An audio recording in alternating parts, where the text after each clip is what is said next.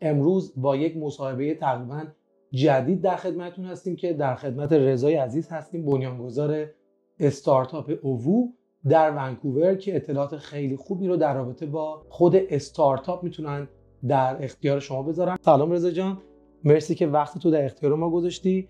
حتما که ما و بینندگان میتونیم استفاده خیلی زیادی از صحبتات داشته باشیم. مرسی که اصلا ریچ اوت کردین، اومدین دفتر ما. ممنون. سلامت باشید. یه معرفی کوتاهی اگر داشته باشید که چند وقت کانادا تشریف دارید و روی چه پروژه‌ای کار میکنید به عنوان استارتاپ؟ من رضا ورزیده‌کار هستم. تقریبا 18 سال کانادا هستم. از دبیرستان اینجا بودم، دانشگاه اینجا رفتم. چند تا کارهای مختلف توی بیزنس و مارکتینگ انجام دادم. 6 سال پیش، حالا من ایده اووو رو 8 سال پیش داشتم، ولی 6 سال پیش موقعیتی پیش اومد که با تمام قدرت رفتم سراغ این کار. خیلی‌ها به من میگفتن حالا مطمئنی یا این کار رو میخوای انجام بدی؟ گفتم من تایمینگش رو الان میبینم، زمانش الانه، و که 6 سالم اصلا نفهمیدم چجوری گذشت. الان تو این کار بودم. شرکت اووو یه شرکت سیلز و مارکتینگ سافتور از بیزنس کارت هوشمند شروع شد و تو طول مدت تبدیل شد به یه سافتوری که برای تمام کسایی که سیلز رو در رو انجام میدن یا حالا تو نتورک ایونت، کنفرانس هاست، نمایشگاه هاست، ما تولزهای مختلف بهشون دادیم که اون کار بهتر انجام. چقدر جالب. میخوام بدونم که استارتاپ به نظر شما اصلا یعنی چی؟ سوال خیلی خوبیه. یه فرق بزرگی بین اسمال بیزنس و استارتاپ وجود داره. اسمال بیزنس ها با این دید شروع میشن که از روز اول با یه سرمایه کمی قراره یه سوددهی بکنن، حالا از اون سوددهی میخوان دوباره رینوست بکنن تو بیزنسشون و یه رشد، یعنی اسمال بیزنس موفق یه رشد خیلی به قول معروف لینیر، یه رشد ثابتی دارن که هر سال اگر مثلا میگم فروش شما 10% 20% بره بالا، خیلی خیلی موفقه. استارتاپ توی یه مقوله دیگه‌ایه.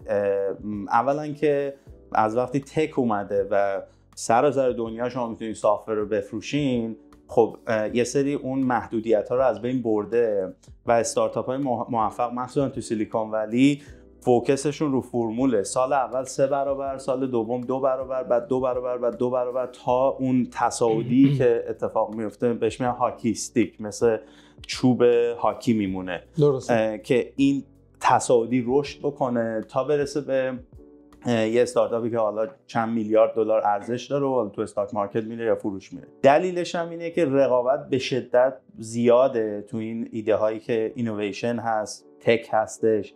شما دیگه با یه مارکت لوکال مثلا توی شهر یا توی کشور تعامل ندارین. تو کل قاره یا کل جهان ممکنه با یه سری استارتاپ ها کامپیت بکنید. برای همین این رشد اگه نباشه میمیره اون استارتاپ، نمیتونه، وسط نداره، یا میمیره یا خیلی باید گنده بشه. و معمولا هر کاتگوری جدیدی که تو استارتاپ به وجود میاد، کاتگوری سوشال میدیا، کاتگوری CRM، کاتگوری سرچ، کاتگوری AI، یک کاتگوری کینگ وجود داره که به قول معروف اون دامینیت میکنه اون کاتگوری و 2-3 تا اونجا آلترناتیو یا کامپیت میکنن، بعد دیگه هیچکی دیگه نیستش. یعنی شما یه اوبر داری، یه لیفت داری، دیگه هیچکی نیست. یه دوردش داری، یه اوبر ایتس داری، دیگه هیچکی دیگه نیستش. یه اوپن ای آی داری، چت جی پی تی و یه کلاد، 2-3 تا دیگه، بعد دیگه هیچکی نیستش. و تو این معقوله نمیشه مثل اسمال بیزنس بهش فکر کرد و رشد خیلی کوچیک داشت. حالا یه سری سافتور کمپانی‌های جدید به وجود اومدن که با دید اسمال بیزنس اومدن تو بازی، ولی از اولش اون شخصی که استارتاپ ران میکنه باید بدونه که تو کدوم زمین میخواد توپ بزنه. فرضاً کسی یک ایده‌ای رو توی ذهنش الان داره و خب با دنیای استارتاپ در این حد آشناهایی که خب من اگر این ایده رو ران کنم میتونم وارد دنیای استارتاپ بشم، وارد داستان فاندریزینگ بشم، یه پولی به دست بیارم و این مقوله رو دنبال کنم. اون آدم چطور باید تشخیص بده که ایدهش یک اسمال بیزنس یا یک استارتاپ؟ یعنی وسعتش رو از کجا میتونه تشخیص بده؟ خب سوال خوبی میپرسین. اتفاقا اولین چیزی که یه اینوستور شروع میکنه به چالش میندازه همینه که اصلا مارکتی که داری میری سراغش چقدر بزرگه، با چه سرعتی میخوای رشد بکنی. معمولا هم تست هر آدم همینه که شما رو شروع میکنن به چالش و صحبت کشیدن.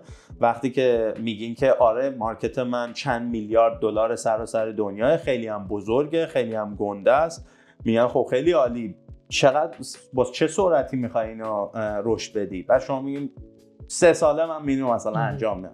میگه خب برنامه‌ت چیه؟ هفته آینده میخوای چیکار کنی؟ بعد یعنی وقتی که دیتیل میشن در میاد که کی واقعا بهش فکر کرده و واقع بینانه دیده، کی داره خیالی مثلا بهش نگاه میکنه. و اون اینوستور با صدها فاوندر دیگه صحبت کرده، این خیلی براش راحته بفهمه که اینی که داره طرف میگه واقعا بهش فکر کرده و برنامه ریزی کرده. خیلی بیزنس خوبیه، خیلی هم خوب داره پول در میاره، ولی به درد ما نمیخوره. خودت همینو ببر جلو دیگه. این اینوستبل مثلا برای ما نیستش که منو برده تو فکر خب کجاهای بیزنس من با استارتاپ متفاوته، من باید اینا رو درست بکنم. خیلی فاوندرها مخصوصا اولین بارشون باشه اصلا بهش نه فکر میکنن نه تا اون. نکته خیلی جالبی گفتی، به خاطر که توی همین هفته استارتاپی که چند وقت پیش مثلا توی ونکوور بود، من خب با آدمای مختلفی مصاحبه میکردم، بچهای مختلف از جاهای مختلف دنیا، و این خام بودن ایده رو من تو خیلیاشون میدم که مثلا بهشون میگفتم که حالا یکی از سوالاتی که ما طراحی کرده بودیم این بود که میگفتیم اگه الان یک کسی که میخواد سرمایه گذاری کنه جلوی تو وایساده باشه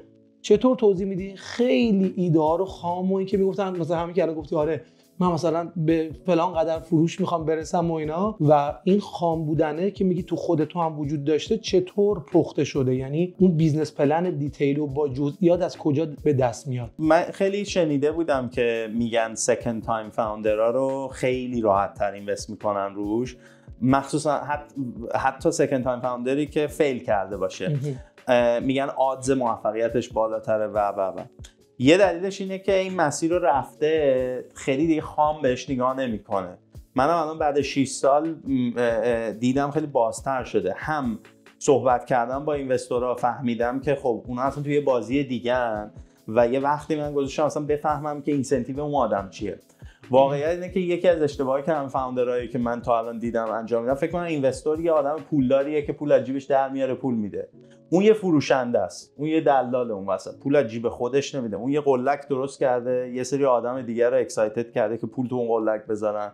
اون موظفه که از این قلک جوری استفاده کنه که پول بیشتر به اون آدمایی که پول گرفته برسونه. وظیفه‌ش اصلا همینه. ته سالم کارنامه‌ش اینه که چجوری تونسته فاوندرهای خوب پیدا بکنه، اونا موفق شدن که این قلک رو مثلا رشد بهتری، ریترن بهتری به بقیه. پس اون توی جایگاهیه که داره ارزیابی میکنه و مدام هم بنچمارک میکنه با بقیه، و اینو که آدم وقتی میبینه بهتر میفهمه که خب تو هم یه آدم پروفشنال هستی، یه سری متریک داری، یه سری هدف داری، پس من باید خودم رو تطبیق بدم به اون فلسفه تو. یه چیز دیگه که اتفاق میفته، هر اینوستوری برای هر ایده خوب نیستش. اینوستوری که تو کل دنیاش هلت کر بوده و هلت تک رو داره مثلا روش سرمایه گذاری میکنه، شما یه میایم با یه ایده سوشال میدیا، معلومه اون میگه این خوب نیستش یا شروع میکنه ادوایس اشتباه دادن. این فاوندره که باید بگرده اون اینوستوری که تو سیستم خودشه یا اکوسیستم رو متوجه میشه رو پیدا کنه، و با این حال هم تش باز ممکنه اون آدم ادوایسش اشتباه باشه، چون اگه ادوایسش خوب بود که خودش میره فاوندر میشد. تش ممکنه ادوایس درستی نده. ما باید کانفیدنت باشیم رو پروداکتمون، رو نمیدونم کاستومری که دنبالشیم یا حالا فیدبکی هم مارکت میگیریم، تو ذوقش نخوره وقتی صحبت میکنه. درست. ولی تهش خیلی مهمه که با خودش آدم رو راست باشه که من دارم بیزنسی درست میکنم که یک آدم میتونه نه تنها خودش از بغلش پول دراره، بلکه یک گروه آدم از بغل من پول درارن و این رشد تصاعدی رو داشته باشه. اون ریسکی که اونا مثلا دنبالشن، ریسک ریواردی که دنبالشن رو میت بکنه. یا نه من یه اسمال بیزنسم، روز اول من اوو رو دیدم خیلی محدود بود، به خاطر اینکه من فکر میکردم خیلی رشد خوبی دارم، خیلی دارم پول خوبی در میارم، خیلی مثلا بازاری که رفتم سراغش خوبه. ولی اون اینوستور اینجوری بود که ببین من دنبال ریسک یه ذره ریسک 50% سود نیستم، من دنبال 100 برابر شدن بیزنسم. من دنبال یه بیزنسی هم که 10 برابر تا 100 برابر گروث داشته باشه که تمام فیلیر دیگر رو پوشش بده. و اگه تو دنبال مثلا مارکت چند میلیارد دلاری نیستی با 100 میلیون دلار مثلا قانعی، یا با 50 میلیون دلار یا با 20 میلیون دلار، اصلا این نمیخوره با من. خیلی بیزنس خوبیه، خودت انجام بده. و من تو ذوقم میخورد که من فکر میکردم خیلی بیزنس خوبی دارم ران میکنم، عددام هم خیلی خوب دارم نشون میدم.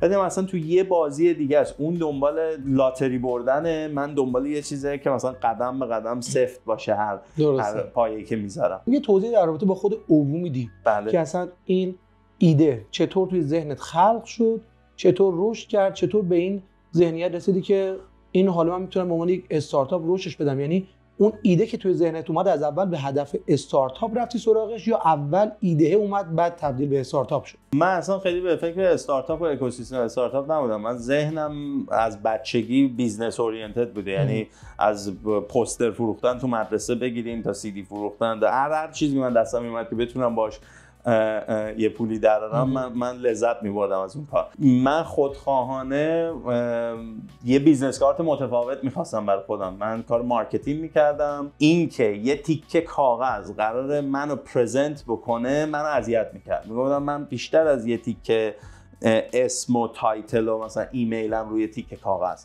رفت 2017 بود، رفتم سراغ این که اصلا چه چیزایی وجود داره. دیدم QR کد هست، NFC هست، بیزنس کارت های متفاوت هست. بعد یه پروتوتایپ درست کردم، بردم یه کنفرانس. اون پروتوتایپ دیدم با آیفون خوب کار نمیکنه، با اندروید تا حدی کار میکنه. گفتم هیچ وقتم یادم نمیره، بعد 1 ماه ریسرچ من تو نوتسام نوشتم که تا آیفون اداپت نکنه NFC رو، این اصلا به درد نمیخوره، تو اون اکوسیستم کار نمیکنه. 2 سال بعد اپل اناونس کرد که ما NFC رو اداپت کردیم. اکثر بیزنس ها هم که ببینیم موفقن روی یه موجی سوار شدن. اوبر روی اپ استور سوار شد، باکس.com رو مایکروسافت اپ استور سوار شد، سوشال میدیا فیسبوک و اینا روی اپ استور آیفون سوار شد. همه اینا یه موجی بوده که سوار شدن. الانم برای آدمایی که فکر بیزنس میکنن این AI و اوپن AI اینا موجیه که خیلی قراره سوارش بشن و 5 سال دیگه معلوم میشه. اووو هم سوار موج NFC که آیفون حالا داره ساپورت میکنه سوار شد، که من هیچ وقت یادم نمیره اون کسی که نرم افزارش رو داشت درست میکرد گفت مطمئنی نمیخوای یه لندینگ پیج بزنی تستش کنی؟ خودم ببینم من تا به خودم جمعم 10 تا دیگه شبیه ممکنه تو بازار باشه، ما میخوایم اولیش باشیم. و از روزی که اپل اناونس کرد 5 ماه بعد ما لانچ کردیم، هم سافتورش و همه چیش آماده بود و شروع کردیم به فروش کردن. اولی هم بودیم تو بازار بیزنس کارت هوشمند یا دیجیتال بیزنس کارت. و یه کمپینی من ران کردم 100 روز 100 تا ایونت. من هر روز یه ایونت حضوری میرفتم، تو لینکدین راجعش پست میکردم، ویدیو میگرفتم و روز 100م ما هست کردیم The 100th Event by اووو. 100مین ایونت رو اووو هست کرد. کسایی که اومده بودن براشون خیلی عجیب بود که یه لانچ استارتاپ تیکت $40 فروخته، 350 نفر توی اتاق کرده که میخواد پروداکتش رو معرفی بکنه و همه اومده بودن ببینن رضا بعد 100 تا ایونت چی یاد گرفته. از اون کاری به اووو نداشتن. تجربه 100 تا ایونتت خودش کلی میاد که من 1400 نفر هندشیک کردم و همه رو اووو کارت دادم. یعنی من تو آنالیتیک سافر خودمون میدم 1400 تا من تپ کردم، کارتمو نشون دادم، فیدبک گرفتم، سوال پرسیدم. پروتوتایپ بودش دیگه. انجینیرای ما، اون تیمی که داشتن کانترکتور بودن، اون تیمی که داشتن این سافر درست میکردن، اکسایتد بودن که ما 100مین روز اینو باید لانچ کنیم. از یه روز پس و پیش نداره. این رضا میره تو اون ایونت، این اووو لانچ شده باشه. که تو اون ایونت هر 350 نفر کارت مجانی گرفتن، تو سوشال میدیا پروموت کردم و جذابیتش این بود این کارت دیگه یه کارت پلاستیکی نبود، یه قصه پشتش بود. براشون این بود که این کارت پلاستیکی رو بذار برات توضیح بدم. یه فاوندریه که 100 روز رفته تو 100 تا ایونت، این کارت یه استوری پشتش بود و این خیلی کمک کرد. روز اول ما لانچ کردیم و اون مومنتومی که به ما داد باعث شد سال اول $200,000 فروش رفت، سال دوم $2 میلیون، سال سوم $5.5 میلیون. این یهو یه پیکاپ خیلی بزرگی داشت. همون رشدی که راجعش صحبت کردی و تجربه کردی. ولی خب من همه چی رو درست نچیده بودم. یعنی من داشتم فوکسم گذاشته بودم رو کارت یه بار فروختن. سافرمون یه ذره عقب افتاده بود، روی ریکرینگ و سابسکریپشن من فوکس نکرده بودم. بعد اینوستر شروع می‌کرد رو اونا دست گذاشتن که خب اوکی میفروشی ولی سافرت مثلا اینجاش ضعیفه یا سابسکریپشنت اینجاش ضعیفه و تا ما به خودمون اومدیم و اینا رو تغییر بدیم، بازار مارکت یه ذره عوض شد، رقابت بیشتر شد و یه ذره 2 قدم اومدیم عقب و تجربه جالبی بوده. ایونت 100 روزت میدونم که خیلی تاثیر خوبی داشت توی بیزنست و ران کردن این استارتاپ.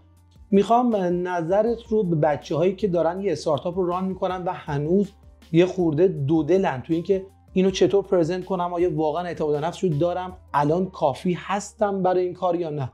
دید کلیت بعد از این گذشتن این از تجربه 100 روزت چیه؟ این تجربه رو بخوای به اشتراک بذاری. 3 تا چیز به ذهنم میرسه. یک، یه تاک من دیدم راجع به اینکه چه چیزی اصلا وریبلی کمک میکنه به ساکسس یه استارتاپ و فاندینگ رو نگاه کرده بودن، مثلا 200-300 تا استارتاپ رو نگاه کردن، فاندینگ، تیم، ایده، همه اینا. نمبر 1ش مهمترینش تایمینگ بودش و برای منم صدق میکنه، برای خیلی از استارتاپ های دیگه هم که ببینین صدق میکنه. شما میتونید بهترین ایده رو داشته باشین، بهترین تیم رو داشته باشین، بیشترین پول رو از اینوستور بگیرید. تایمینگ خیلی مهمه. تایمینگ مارکت کی آماده است، تایمینگ این که اون ایده رو چقدر پذیراش هستن. انقدر استارتاپ های شبیه اوبر بوده که فیل کرده چون زود اومده تو بازی، هنوز اکوسیستم اسمارت فون و اینا نبوده، یا انقدر بوده که دیر اومده تو مارکت نتونسته کامپیت کنه. اینکه تایمینگ اون ایده خیلی مهمه و من سوار موج این شدم که NFC روی آیفون اومد کامپتیبل بود، بعد این مسیر رو باز کرد که حالا ما پروداکتمون رو مثلا رو اون سوار کنیم. اون تایمینگ خیلی مهمه و همیشه با اکوسیستمی که توش سر و کار دارین، حالا توی AI، توی هلت کیر، توی نمیدونم هر تکی که هستش، سعی کنین با تولزا آشنا باشین، با اون اکوسیستم آشنا باشین که بتونین بسنجین که اون تایمینگش الان هست یا نه. این شماره 1. شماره 2، از لحاظ اینکه فاوندرایی که معمولا موفقن، من اینو 3-4 تا آدمایی که قبولشون دارم شنیدم و الانم تجربهش کردم، با اون پرابلمی که میگن ابسست باشن. ابسست بودن خیلی های ماها مخصوصا تو فرهنگ ایرانی دنبال اینیم که پول تو چیه. این ابسست بودن نمیاره. شما پشنت نیستی نسبت به اون داستان که بخوای بری تا تهش رو دراری. که مثلا میگم من رضا تو این 6 سال رفتم سایکولوژی 2 تا آدم توی نتورکینگ دست میدن، با هم آشنا میشن و درآوردم که چی تو ذهن اون میگذره، چی کار این آدم میکنه که اون آدم خوشش میاد که این 2 تا دست میدن و یه بیزنس از توش در میاد. و اینو رفتم مثل جراحی اینو استپ بای استپش رو درآوردم که ببینم خب اوو کجا این قرار میگیره، این فرست ایمپرشن مهمتره یا تپه مهمتره یا نه دیالوگ مهمتره. و این یه لولی ابسس باید باشین با این که بری تا ته شد درارین. اگه همینجوری سطحی برین خب هیچ وقت اون موفقیت به وجود نمیاد. پس شد یکی تایمینگ اون ایده و نسبت به اون اکوسیستمی که توش هستین، یکی فاوندرایی که ابسستن موفق‌ترن و یه ایده‌ای رو برین سراغش که واقعا کانکت میکنین با اون پرابلم یا اون مشکلی که قرار حل کنین. سومیشم این 100 تا ایونت منو خیلی‌ها می‌بینن به عنوان یه کار مارکتینگ یا یه کار مثلا تبلیغات، در حالی که برای من ارزشش اون ریسرچش بود. من میتونستم کلی لندینگ پیج بذارم، وبسایت بذارم، ای بی تست بکنم، مثلا نظرسنجی درست بکنم. هیچ کدوم از اونا به اندازه این که من برم تو ایونتی که آدما دارن اون پرابلم رو فیس میکنن و من نگاهشون بکنم که این کارت به اون میده چی داره به هم میگن، اصلا چه اتفاقی داره میفته، اون برای من ارزشش خیلی بیشتره. تجربه واقعی این پرسن. بر اساس پرابلمی که حل میکنین برین تو اون محلی که اون پرابلم اتفاق میفته.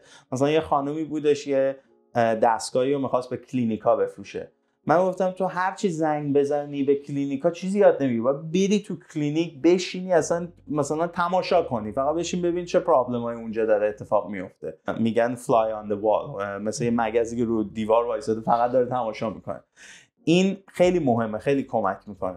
آخرین چیزی هم که به این بخوام اضافه بکنم، آدمایی که یه ذره، حالا به انگلیسی میگن نایو، یه ذره ساده برخورد میکنن، فکر میکنن خیلی راحته، مثلا معمولا موفق ترن. چون آدم که میدونه چقدر سختی جلوشه اصلا اون قدم اول بر نمیداره. یه ذره طرف خیلی تو ذهنش اینه میرم یه طوری میشه، همین اتفاقم میفته. من خودم تا چشم به هم زدن کلی چالش جلو پام و اصلا نفهمیدم چجوری، نه راه پیش دارم نه راه پس، فقط باید یه سمت برم.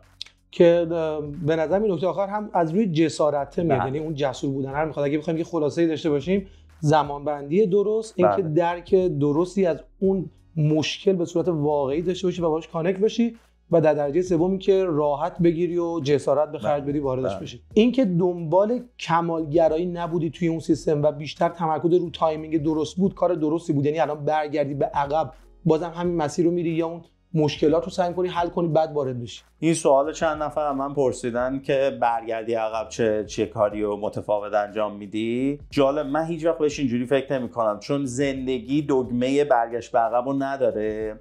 هیچ وقت هم اون اتفاق همونجوری قرار نیست برای من دوباره پیش بیاد. من بهش فکر میکنم که من قراره با یه چالش کاملا متفاوت که دوباره یه آنون جدیده تو زندگیم روبروشم، چه چیزی رو اینور میتونم یاد بگیرم که اینور بتونم استفاده بکنم. تنها چیزی که به ذهنم میرسه اینه که همه اون اتفاقا باید میافتاده، یعنی تو هر مقطعش جور دیگه ای نمیشده که، یعنی تو اون لحظه بهترین تصمیم من گرفتم. مثلا میگم عموی من به من میگه تو کوفاندر لازم داری، باید یه کسی که کار تکنیکال بلده، کد مینویسه، به عنوان کوفاندر پیدا کنی. همون لحظه متوجه شدم که ارزش اون کار چیه. امروزم ارزش اون رو میدونم، ولی اون لحظه اینجوری بودم که من یا باید برم دنبال یه نفر بگردم که اون آدمه واقعا باشه که با من مثلا این بیزنس رو ران بکنه، یا اینکه الان وقت این بیزنس هست من نمیتونم مثلا این دست اون دست بکنم. اگه اون شد خیلی عالی، ولی من دلو به دریا زدم، اون جسارتی که میگین و به خرج دادم. چیزی که برگردم و متفاوت انجام میدم اینه که سرعت اینو سعی میکنم کامپرسش بکنم. اگه کسی رو باید لیاف میکردم، به جای اینکه 9 ماه کشش بدم ببینم آیا واقعا همون اول 3 ماه اول که متوجه شدم باید لیاف میکردم. اگه کسی رو باید مثلا استخدام میکنم یا یه کاری رو سریع انجام میدم، فکر کردنه، من هی فکر میکنم تیکه تیکه تیکه این لرنینگه یا اون درس گرفتن طولانی شده. یعنی من میتونستم خیلی سریعتر، و امروز بیشترین چیزی که بهش فکر میکنم سرعت ایده به عمل. لحظه یه چیزی به ذهنم میرسه چقدر طول میکشه این تا عملی بشه و اینو هی کامپرسش بکنیم، به جای 3 ماه بکنیم 2 ماه، به جای 2 ماه بکنیم 45 روز. چجوری میشه این سیستم و سرعتش؟ چون خطا بالاخره اتفاق میفته، اصلا نمیشه جلوش گرفت. سریعتر خطا کردن این هزینه خطا رو خیلی میاره پایین و خیلی آدم سریعتر. خیلی مهمه توی بحث نتورک کردن و ارتباط گرفتن با آدما که به نظرم خیلی مهمه تو بحث استارتاپ.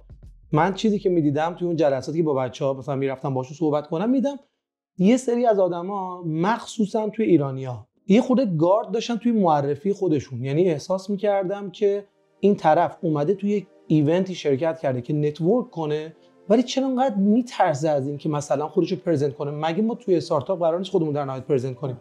به نظرت این گارد از چی میاد؟ آیا اصلا درست داشتن گارد توی معرفی استارتاپ، یا من فکر کنم یه چیز انسانی اصلا، حالا نمیشه گفت فقط هم ایرانی‌ها باشن، یه چیزیه که غریزی ماها دوست داریم وجه بهترینمون رو ارائه بدیم، دوست داریم کمبودامون رو پوشش بدیم و ذهنمون سریع قضاوت مردم برام روش حساسیم. من تو اون 100 روزی که اون 1000 خورده آدم رو آشنا شدم و حالا تو اون نتورکینگ ها هر روز میرفتم، یه چیزی برام خیلی جالب بود. همه آدمایی که میدیدم پشت تیتر تایتل کاریشون قایم میشن.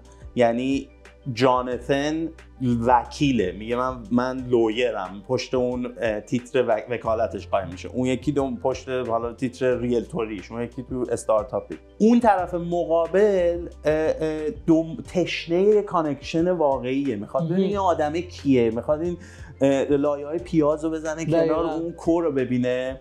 ولی جفتشون افتادن توی یه لوپ معیوبی که این تیتر خودشو میگه، اون تیتر خودشو میگه، خیلی فرمال دست میدن، بعدم میرن پیسو خودشون. و برای من خیلی خنده دار بود که جفتتون تشنه کانکشنین ولی جفتتون هم یه گاردی دارین که خیلی واردش نمیشه. دقیقاً. و اون جسارت رو میخواد که یکیشون باید مثلا اینیشییت بکنه، گاردو بیاره پایین. و من هی به همه میگفتم این what do you do رو بندازین کنار. what are you excited about؟ اصلا چی شده اومدی تو این ایونت؟ دنبال چی هستی؟ چی به چی برسی؟ چه چیزی میخوای بسازی؟ خب الان استارتاپ داری میزنی، اصلا گول چیه؟ مثلا چی هپیت میکنه؟ اینا اصلا کانورسیشن رو میبری یه جای دیگه، تا اینکه من کلی آدم دیدم استارتاپ میخوای بزنی، چقدر پول گرفتی، چقدر پول میخوای، چند نفر، اصلا انگار دارن بازجویی میکنن همو. و این خیلی برای من عجیب بودش و اون کانکشنه به وجود نمیاد با این بازجویی یا سوال پرسش پاسخه. این باید بره سمت یه جای انسانی که فیلینگ چیه، مثلا دنبال چی هستی، چی اکسایتدت میکنه، چی هپیت میکنه، چه جالب. بعد این کانکشنه به وجود میاد.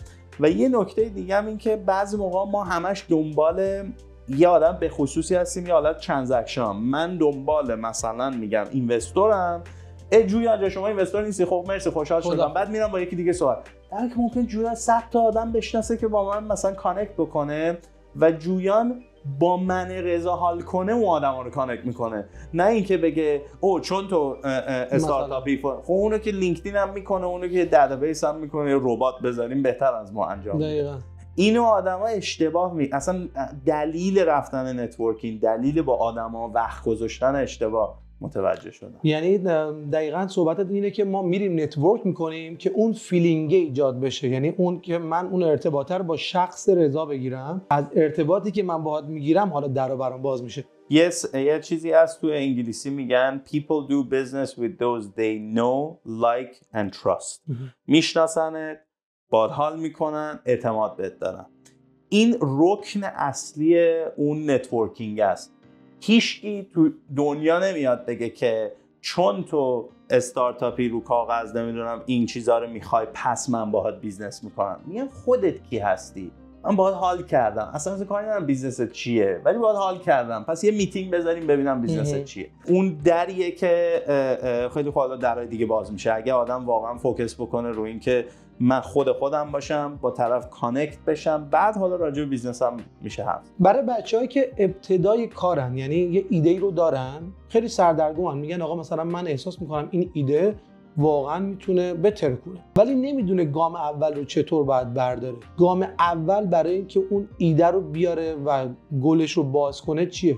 تو سال 2025 هیچ بهونه‌ای برای اکثر استارتاپ‌ها، شاید یه سری استارتاپ باشه که واقعا یه پول خاصی رو میخواد که اصلا اون شروعش رو انجام بده، ولی 90 و خورده درصد استارتاپ‌ها هیچ بهونه‌ای توجیه نمیکنه که شما چرا یه پروداکت مارکت فیت یا یه MVP درست که داره استفاده میشه قبل از اینکه اصلا با اینوستور صحبت کنید نداشته باشید. یعنی با AI و با راحتی تولزایی که میشه کد نوشت و MVP درست کرد، شما به راحتی میتونی ایده‌ت رو تبدیل بکنی به یه پروتوتایپ تو بری با 4 نفر صحبت بکنی، ولیدیشن بگیری، با مثلا میگم $10,000 $5,000 $30,000 رونیو بری سراغ اینوستور که ببین من پروتوتایپمو ساختم، با مارکتم صحبت کردم، کیف پولاشونو وا کردن، پول دادن، فقط حرفی نگفتن چه باحاله، چون کیف پوله که مهر تاییدو میزنه و من یه ترکشنی گرفتم، حالا پول تو رو میخوام که برم پروداکت رو کامل تر بکنم، پول تو رو میخوام که برم اینو اسکیلش بکنم. امروز از همه روزای استارتاپ میزنن راحت تر این کار، چون تولزای مثل lovable.ai هستش، کرسر هستش، نمیدونم کد اکس با کلاد هستش، V0 هستش. منی که کد بلد نیستم الان دیگه یاد گرفتم با اینا پروتوتایپ خیلی سریع آدم بیاره بالا، بتونه ایدهشو نشونه یکی بده و شروع کنه ازش استفاده کرد. در رابطه با به دست آوردن اون پول یا اون فاند ریزینگ باید یه حرف برای گفتن داشته باشی که حالا طرف برات مثلا بیاد اینوست کنه و هزینه کنه. اولا که خودت بهترین محیط رو برای پیدا کردن اون کسی که سرمایه گذاری میکنه کجا میدونی؟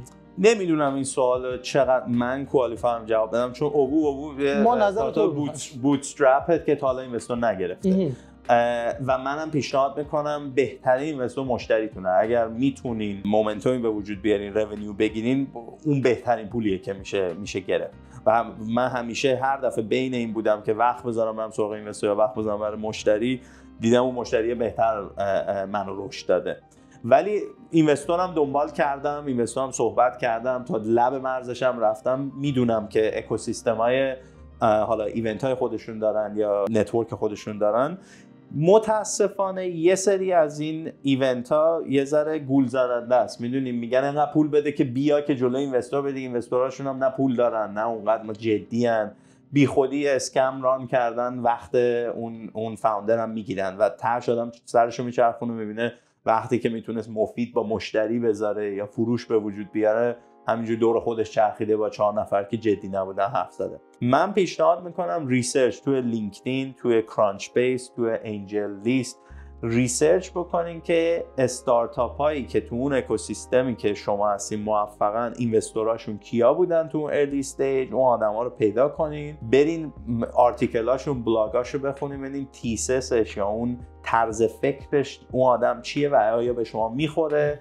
یه لیست درارین و شروع کنین. اینم یه جور فروشه ها، یه جور سیلزه. شروع کنین ایمیل زدن و بگی که چرا میخواین اون اینوست کنه. اکثر اینوستورها 100 تا ایمیل میگیرن که من استارتاپم اینوست کنم. کمتر آدمی میگه که من رفتم ریسرچ کردم، تو فلسفه رو این با من میخونه و شما فلان استارتاپو که اینوست کردی من با فاوندرش هم صحبت کردم، گفتم که راضی هست اصلا با شما داره کار میکنه. یعنی یه حالت این که من دارم تو رو اینترویو میکنم و لیست در میارین، تارگتت میرین سراغ اون. منظر من خیلی بهتر جواب میده، واقعی تر. یعنی تیری در تاریکی من رها نکردم اومدم به تو پیام دادم. چیزی که در رابطه با خود اوو و سیستمی که خودت داره اینجا ران میکنیم با هم صحبت کردیم بود که یه سری بچه‌ها از ایران آوردی الان دارن کار میکنن.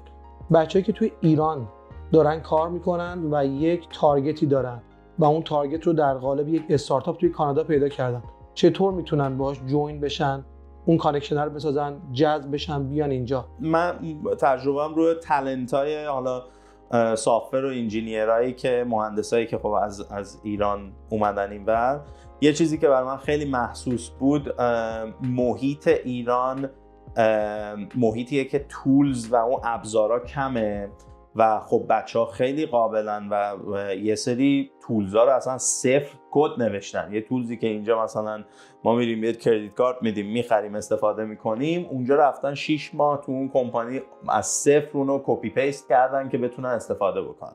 مهارت‌های خیلی خوبیه ولی اون مهارت به راحتی ترانسفر نمیشه، به خاطر اینکه اینور هرچی از این تولزها بیشتر استفاده کنیم به درد میخوره، چون سرعت اینکه چجوری به مارکت میریم خیلی مهمه و یه مهندسی که یه انجینیری که اینجا استخدام میشه و 15 تا تولز مختلف، 30 تا تولز مختلف و جویده بلد راحت مثلا استفاده میکنه، خب خیلی سریعتر میره جلو. این یه شوکه که هر کی که از ایران اومده اینو اول به ما میگه. دومم این که اونجا استارتاپ‌ها چون عادت دارن اکثرا تا جایی که من میدونم کپی کنن یه استارتاپ موفق خارج از کشور رو، با این فضایی که شما داری یه کاری میکنی که هیچکی نکرده، اولین باره داری میکنی، هیچ کسی نیست به تو بگه این کار اشتباهه، درستش چیه، آزمون خطاش چیه. یعنی شما داری میری انگار یه اتاقی که تاریک مطلقه، یه چراغ قوه بدن گفتن درو پیدا کن، تا اینکه بهت بگن در دست راست و اینجوری بشین و خیلی فرق داره و اینم دوباره یه شوکه برای خیلی‌ها. راه خاصی رو مد نظر هست؟ مثلا فرضاً طرف میگه که شما برید از طریق لینکدین سرچ کنین، اونایی که کاتگوری مثلا مشابه شما کار میکنن پیدا کنین. برای استارتاپ یه میونبر دیگه هم وجود داره بچهای ایران بتونن بهتر کانکشن پیدا کنن؟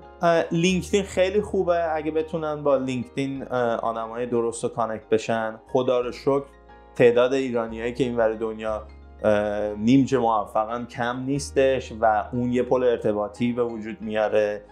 یکی از بچه‌هایی که من استخدام کردم همینجوری با من کانکت شد توی لینکدین. فکر میکنم از ایرانی هایی که اینور دنیا موفق بودن میشه خیلی پل ارتباطی زد که حالا بتونن با اون اکوسیستم آشنا بشن. به نظر من تجربه‌های بعدم من دیدم بچه‌ها داشتن وقتی که ریلوکیت کردن یا حالا با یه کسی خارج از ایران کار کردن، حتما یه دوره کار بکنین، تو کار بسنجین اون آدمی که قرار باشه یه مدت طولانی کار بکنین، قولی که میده سرش هست، حرفش تو عملش میخونه، اینا خیلی مهمه. مصاحبه خیلی جذاب توی تد تاک داشتی که در رابطه با سوشال کپیتال بود. اصلا این سوشال کپیتال چیه؟ اگه بخوای توضیح خیلی ساده به بچه‌ها بدی. سوشال کپیتال میشه سرمایه اجتماعی. ما 3 مدل سرمایه داریم. یکی سرمایه فاینانشال کپیتال، سرمایه حالا پولتونه، سرمایه خونه و ماشین و اسست و این چیزا. یه سرمایه انسانی داریم که مهارتتونه.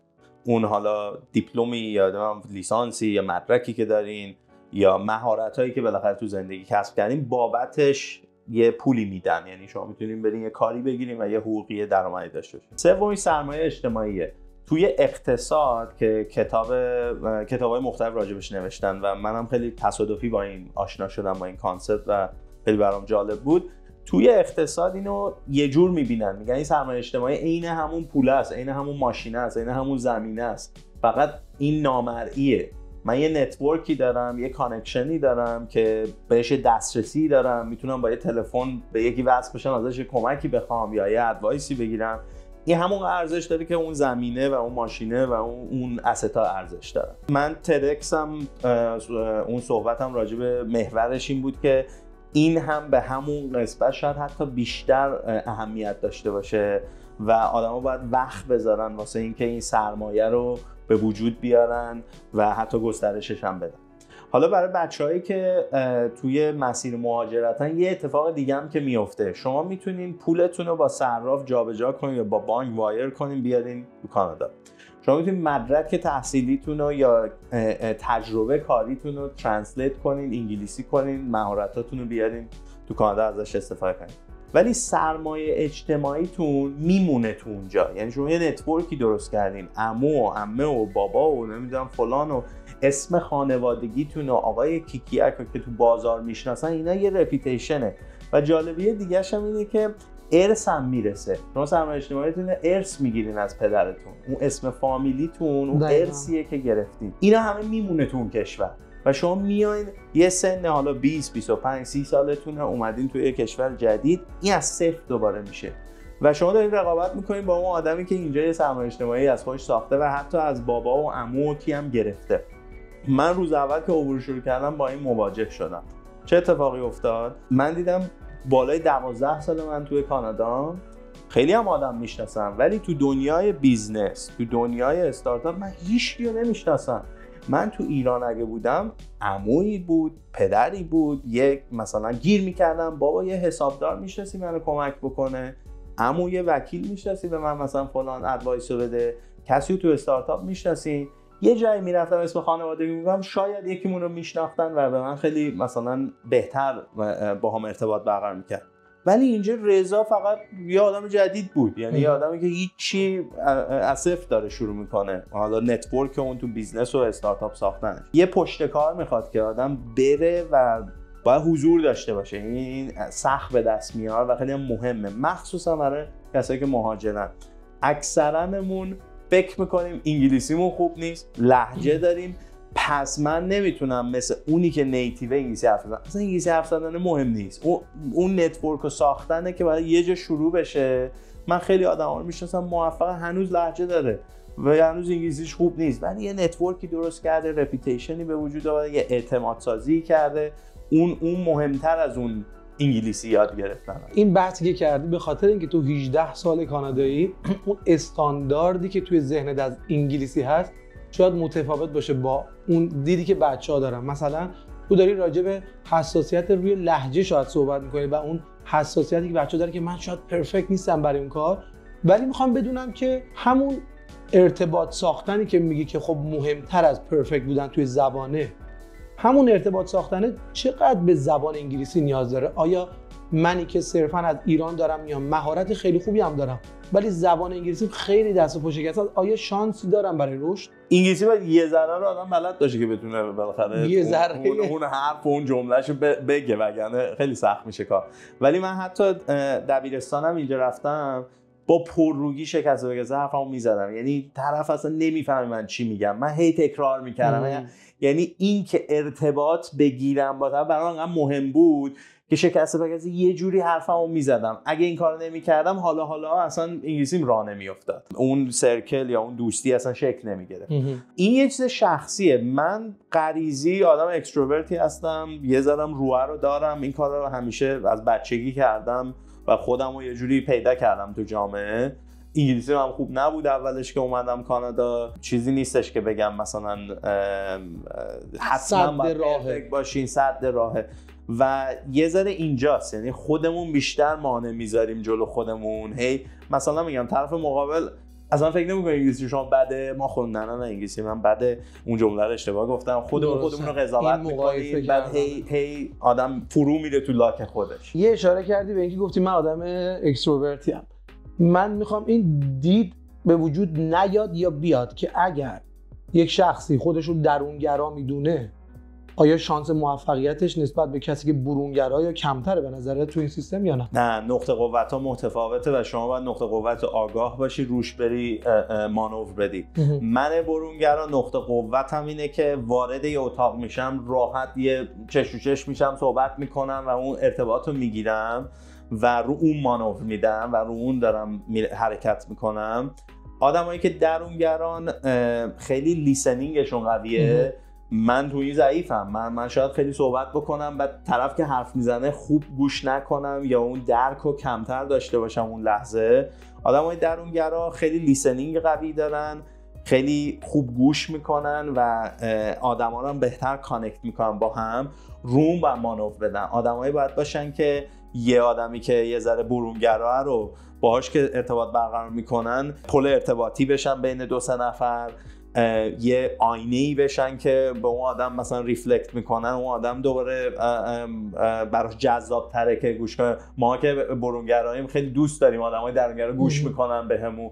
اینه که مثلا من نقطه قوت‌ها متفاوته و رو اون باید مانور بدن. دقیقاً. رضا جان، به عنوان سوال آخر، به عنوان کسی که 18 سال از زندگیت رو توی کانادا گذروندی و تفاوت‌های فرهنگی ایران و کانادا رو کاملاً چشیدی، به کسی که تازه داره وارد کانادا میشه چه نصیحت اگر نگم چه نکاتی رو اضافه میکنی که اون تفاوت فرهنگی کمتر اذیتش کنه و سریعتر رشد کنه؟ یه چیزی که به ذهنم میرسه، فرهنگ ما تو ایران خیلی فرهنگیه که قضاوت توش خیلی پررنگه. یعنی من از مادربزرگ پدربزرگ که میگن صورتو با سیلی سرخ بکن تا بچهای امروز که مدام تو اینستاگرام مقایسه بکنن، این چشم و همچشمیه، این قضاوت کردنه و اینکه هم همدیگه رو قضاوت بکنیم هم خودمون رو قضاوت بکنیم که وجهمون چیه تو جامعه، خیلی خیلی پررنگه و مدام مانع پیشرفت میشه. مدام آدم ناخودآگاه ماها میخوایم یه چیزی باشیم که نیستیم، که خودمون رو به یک کسی که اصلا برامون مهم نیست پروو بکنیم که ما خیلی خفنیم، خیلی کارمون درسته و این هی مسیر دور میکنه آدمو. یه مثالی الان به ذهنم رسید. من پریروز توی سلمونیم رفته بودم، یه آقای اومد تو، یه آقای کانادایی 22 ساله، کانادایی هم نبود، شاید مهاجر بود نمیدونم، ولی 22 سالش بود. گفت من میخوام مومو بزنم، امشب شرکتمون یه ایونتی داره و من شدم شماره 1 کسی که دیش واشه، کسی که ظرف میشوره تو این رستوران، من شماره 1 شدم و به من میخوان یه دونه کادو بدن، من میخوام مومو اصلاح کنم و ترتمیز مثلا باشم امشب. من خیلی خوشم اومد. یعنی من انقدر آدمایی میشناسم که اینو میپوشونن، آر میبینن، یا اگه پناهنده شدن میخوان نگن که پناهنده شدن، یا هر چیزی که فکر میکنن ضعفه، در حالی که این آدم پسر 22 ساله با افتخار میگفت من شماره 1 این رستوران شدم، دوست دارم مثلا پیشرفتم بکنم، جزوی از زندگیش میدید. و من فکر کنم هر چی زودتر ما با خودمون راحت تر باشیم، خودمون رو بپذیریم، خودمون رو دوست داشته باشیم، خودمون رو بپذیریم و اون خودمون رو رشد بدیم. یه نکته جالب بگم، خیلی ها میگن که خودت باش به معنی این نیست که آدم مثلا خیلی کلیشه هم هست، به معنی این نیستش که من راحتم دیگه، من همینم، بپذیر من. خودت باش ولی خودتو ایمپروو بده، یعنی خودتو میتونی بکشی بالا ولی خودت باش. این هر چی آدم زودتر با خودش راحت باشه و خودش رو شروع کنه ایمپروو کردن، راحت تر میره با آدما تو نتورکینگ حرف میزنه، راحت تر گفتگو جلو دوربین میکنه، راحت تر خودشو پرزنت میکنه، هیچ ابایی نداره که کی میبینه، کی قراره چی بگه، کامنتش قراره چی باشه. اینا دیگه چیزی نیستش که اذیت بکنه. یعنی خودت رو بشناس که بتونی رشد کنی، یعنی گام اول برای رشد. به نظر احساس میکنم خیلی مسابقه خوبی بود، خیلی چیزا به درد بخوره برای بچه‌ها تعریف کردی، مخصوصا بچه‌هایی که توی مسیر استارتاپن. میدونم خیلی وقتت کمه، برای همین قول نمیدم که رضا به سوالاتون توی کامنت جواب بده، ولی خودمون حتما سعی می‌کنیم اپروچ کنیم. اگر سوالی داشتید مجدد ازش بپرسیم. بازم خیلی ممنون که وقت در اختیار ما گذاشتی. اگه صحبت نهایی داری با بچه‌ها میشنویم. اگر ایده‌ای دارین، این دنیا خیلی کوتاه، خیلی زندگی هم کوتاه هم خیلی با ارزشه. اگه ایده‌ای دارین که اکسایتد میکنه، جذاب واسهتون، با تمام دل برین توش، اصلا فکر نکنین، چون نکردن اون کار بیشتر پشیمونی میاره تا اینکه حالا فوقش زمین میخوره، آدم خوشو میتکونه، دوباره پا میشه، دوباره یه کار جدید میکنه. این که هی شک داشته باشین یا بترسین، زندگی با ترس خیلی جالب نیستش. زندگی که آدم با جسارت میره و اعتماد داره به اینکه من انقدر قوی هستم که فوقش میخورم زمین، دوباره پا میشم ادامه میدم، خیلی جذاب تره تا اینکه همش با ترس بخواد آدم بره جلو. مرسی. مرسی از شما. مرسی.